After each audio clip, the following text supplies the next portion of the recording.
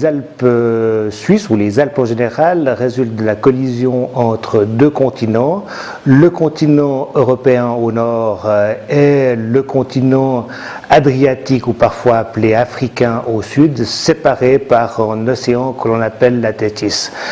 Cette collision s'est produite il y a bien longtemps, il y a environ 30 millions d'années.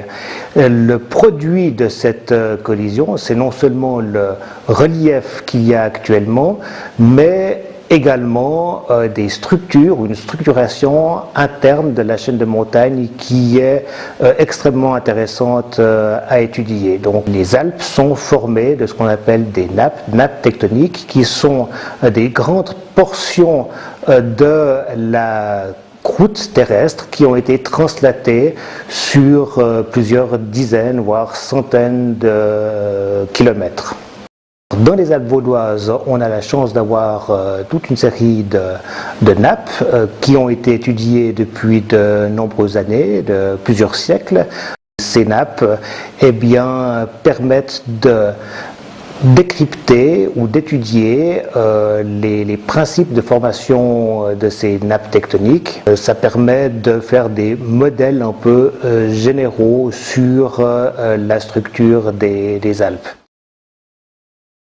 La compréhension des nappes tectoniques est vraiment utile pour bien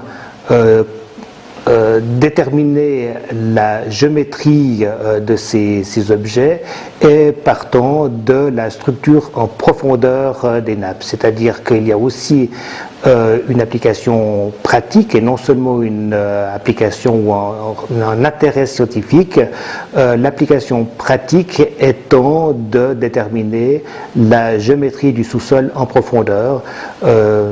Connaissance utile, par exemple, si on doit construire un tunnel à un endroit donné, ou bien placer en forage, par exemple en forage thermique à un certain endroit des Alpes suisses.